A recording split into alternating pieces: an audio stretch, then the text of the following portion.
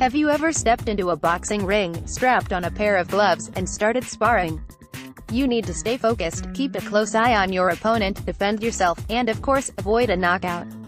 Boxing, some say it's not for everyone, but for a group of men and women, it is their calling. 4 women and 6 men will be squaring off in the ring on June 2nd, boxing 3 2-minute rounds for the first time ever. These individuals are not boxers. In fact, they are far from it. But they are connected, driven and ready to fight cancer.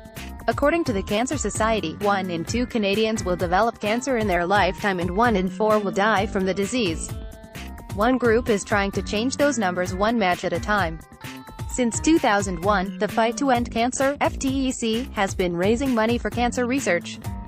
So far they have raised over $800,000, all of which is going directly to the Princess Margaret Cancer Foundation. Each year, they train 10 individuals with little to no experience in boxing to become fighters. The team goes through a rigorous 6-month training program that teaches them the skills they need to box and builds their endurance and strength.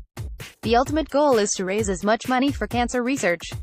Alison Turnbull's mother Iris Collins died from pancreatic cancer in 2016.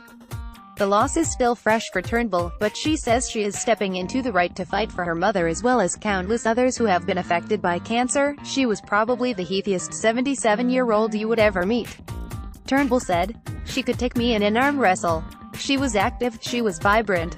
She had never been in a hospital aside from having her 5 kids, she was that healthy. And literally a neighbor kind of noticed she was yellow and 2 days later she was diagnosed with pancreatic cancer. 10 weeks. 10 weeks later she was gone." She says the experience of training to fight in the ring gives her a sense of purpose and strength beyond what she could ever imagine.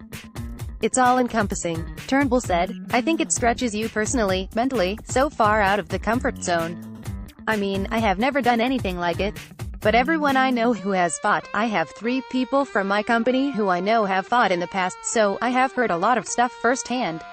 Read more. Breakthrough lung cancer treatment boosts survival rate. Steady finds. "We had a particularly rough weekend," Turnbull said. "Just very intense defensive training, and when I went into his office feeling a little bit defeated, he said, 'Trust me, this will be the best thing you ever do.'" Turnbull will be fighting Don Miller on June 2nd.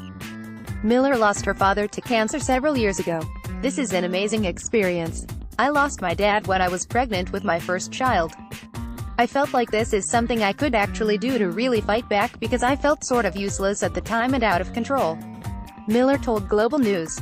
"My dad was a great man. I loved him so much. He was like my best friend. We would talk every day. He was so supportive of us, of his kids, and we lost him way too young, too suddenly and too young." The brains behind the FTEC project is Jennifer Huggins. Huggins is the owner of the Kingsway Boxing Club. She is also a certified referee, coach and judge. In fact, she is one of a couple female boxing referees in all of North America.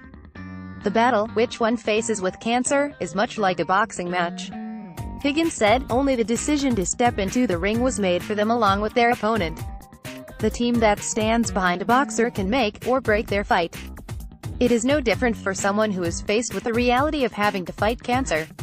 Read more. From battling leukemia to battling bad drivers, Irish boy joins forces with police to keep roads safe. This year's Fight to End Cancer team is hoping to raise enough money to hit the $1 million mark.